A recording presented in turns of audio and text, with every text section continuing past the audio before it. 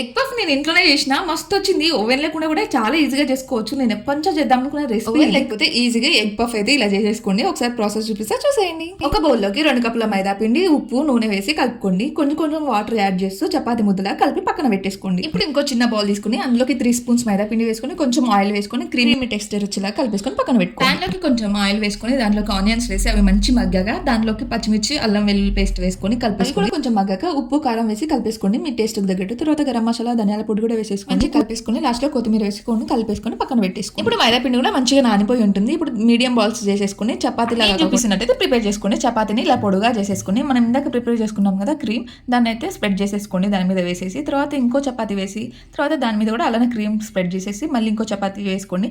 ఇలా 6 చపాతీస్ అయితే నేను చేసుకున్నా. నాకు 2 కప్స్ మైదా పిండికి 6 చపాతీస్ అయితే వచ్చినాయి. ఇప్పుడు చపాతీకి ఎక్స్ట్రా సైడ్స్ అయితే కట్ చేసేసుకొని చూపిస్తున్నట్టు పఫ్ కావాల్సిన సైజ్ కూడా కట్ చేసేసుకుని ఒకసారి ప్రెస్ చేసేసుకోండి. తర్వాత దాంట్లోకి ఇందాక మనం ప్రిపేర్ చేసుకున్న కర్రీ పెట్టేసి హాఫ్ ఎగ్ పెట్టేసుకొని ఫస్ట్ పై లేయర్ తో అయితే కవర్ చేసేసుకుందాం. ఎందుకంటే కర్రీ మొత్తం బయటకు రాకుండా ఆయిల్ లో వేసినప్పుడు మనం కార్నర్స్ తీసుకుంటాం కదా, తీసుకునేటప్పుడు వాటర్ స్టిక్ చేస్తూ పెట్టుకోండి. లేదంటే ఆయిల్ లో వేసినప్పుడు అయితే మొత్తం విడిపోతుంది. పఫ్స్ ఇలానే ప్రిపేర్ చేసుకుని ఆయిల్ అయితే ఫ్రై చేయాలి. మీడియం టు హై ఫ్లేమ్ లో పెట్టుకుంటూ ఫ్రై చేసుకోండి. గోల్డెన్ కలర్ వచ్చేసాక తీసేయండి. ఇక టమాటా కెచప్ తో తింటే ఉంటుంది చూడండి. అచ్చ మనం బేకరీలో తింటే ఎలా ఉందో అలానే ఉంది. లాస్ట్ లో నా ఎక్స్ప్రెషన్ కనిపిస్తుంది మీకు.